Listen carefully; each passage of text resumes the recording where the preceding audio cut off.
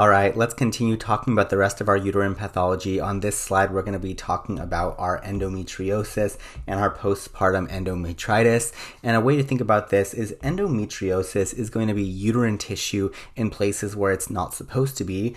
And in postpartum endometritis, we're going to have tissue inside the uterus that is no longer supposed to be there. So that's why I want you guys to be framing these two different pathologies. So let's get started talking about our endometriosis. And when it comes to endometriosis, I want you guys to think about uterine tissue that is not in the proper place. So if we look over here in our diagram of the uterus, we expect our uterine tissue to be lining here in the uterine cavity where I drew this triangle. However, in endometriosis, we can get uterine tissue out here, like along the intestines, or on the dome of the uterus, over here on the ovaries, or the fallopian tube. Just about anywhere in the pelvic region, we can have migration of this endometrial tissue.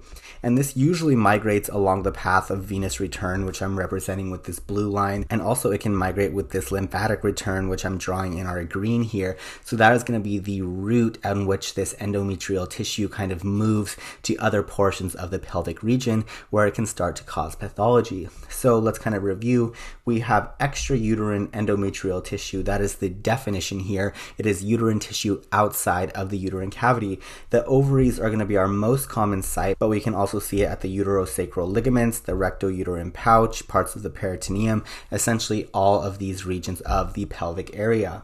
And we talked about the fact that it's going to be retrograde blood or lymphatic flow that is going to cause this spread. And we can also see metaplastic change of multipotent cells. So we can start to see this uterine tissue undergoing changes if it has been there for a long time or under the exposure of a lot of estrogen. Those are two risk factors. So in terms of our etiology and risk factors, it's going to be most common in our reproductive age females. And especially if they have a family history of endometriosis, that's going to put them at a higher risk. And then things like nulliparity and early menarche are also going to be risk factors because we know that both of these are going to result in increased estrogen levels, and we know that these tissues are going to be estrogen sensitive. So if you have endometrial tissue that is moving out of the pelvic region and then you have estrogen exposure that is making it grow, we are going to expect worse endometriosis. So how will a typical patient present here? A classic vignette is going to be a patient that is usually going to be in a wide age range. It could be anywhere from the 30s up into the 50s, who's going to be complaining of abnormal uterine bleeding, perhaps some pelvic pain. It can be really nondescript because we can have endometriosis in just about any area of the pelvis. So we can have things like dysmenorrhea, dyspareunia, we can have dyschezia, as well as cyclic pelvic pain. And the reason why it's cyclic is because if this patient is still menstruating, it's going to be sensitive to the changes in estrogen throughout the menstrual cycle. We can also see patients with infertility because if we have growth of endometrial tissue on the area of the fallopian tube or the ovaries, this can inhibit ovulation or traveling of a fertilized zygote into the uterine pouch. We can also see abnormal uterine bleeding, and we can see nodular adnexa if we get really big growths of endometriosis on the ovaries or the fallopian tube. And then oftentimes the uterus will be described as a retroverted uterus, and that's because normally our uterus is anteroverted, so it's kind of facing forward as we have showing here in this diagram. In a uterus with endometriosis, it can oftentimes kind of flip around, and I'll draw that for you guys to kind of look retroverted, so it'll kind of be pushing back in this direction here, and that's a common physical description of a patient with endometriosis. In terms of our diagnostics, this can be visualized on ultrasound, especially if we have really big lesions, and it can help us identify where this endometriosis is causing problems. And then if we were to look at surgical pathology, there's some high yield words here when it comes to describing this endometriosis. So we can have yellow-brown powder burn lesions, and I had no idea what powder burn was, but apparently powder burn is when you have like an old-fashioned gun and it shoots and like the gunpowder like burns things on its way out. That's what powder burn looks like, which was a new thing for me.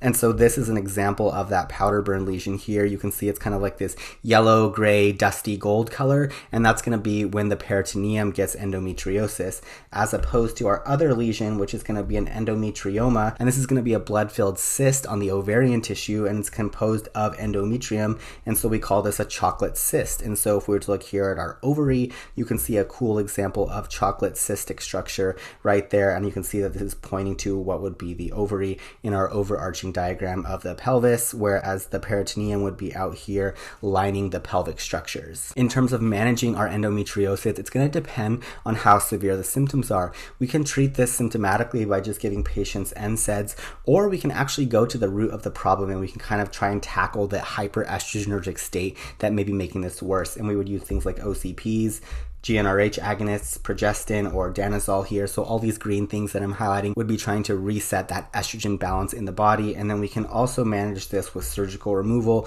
if it was causing big problems with pain or infertility and we needed to change that architecture surgically. Now I want to move on to talking about postpartum endometritis, and this is exactly what it sounds like. It's going to be inflammation of the endometrium, usually after delivery or some type of manipulation of the cervix or uterine cavity. And so essentially I'm going to draw a picture here fresh for you guys. Let me erase our old retroverted uterus and let's replace this with a chunk of tissue up here in the uterus, and this chunk of tissue is going to have these little green spikes on it, and that is going to represent infection, because usually this postpartum endometritis is accompanied by infection. And so essentially what is happening here is we have retained uterine contents. So this could be placental tissue, this could be an IUD, this could be perhaps fetal parts from a molar pregnancy or something like that, and it's going to cause inflammation, and this inflammation can be accompanied by infection of our endometrial lining, which I was demonstrating with these green guys all over our endometrial tissue or our placental tissue.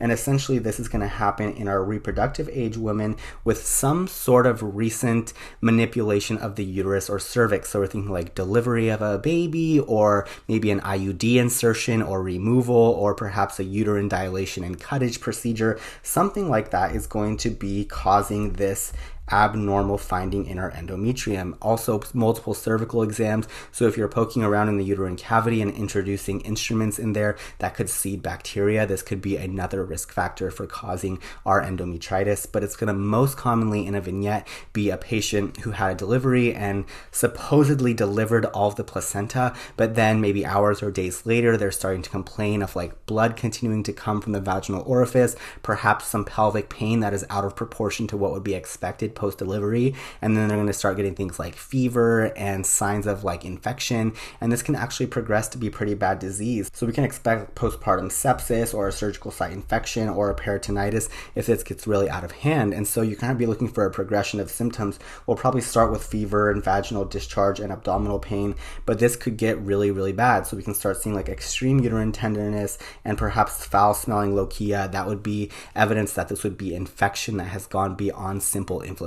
In terms of the bugs that usually cause this, in the terms of the acute infection, it's usually going to be group B strep that is causing our postpartum endometritis, and this makes sense, right? We prophylax our mothers against group B strep if they are carriers of this, because we know that this is a common complication of pregnancy and pediatric disease. However, we can also have chronic, and this is going to be due to growth of gonorrhea or actinomyces israeli, and we're going to see evidence of plasma cells on endometrial histology. That's going to be a pretty high yield fact, and this makes sense, right? Because we know that plasma cells are going to be more of a chronic immune response, whereas an acute infection you might expect like a real big bump in neutrophils on our CBC. So that would be another way that they might show you on lab values to differentiate these two.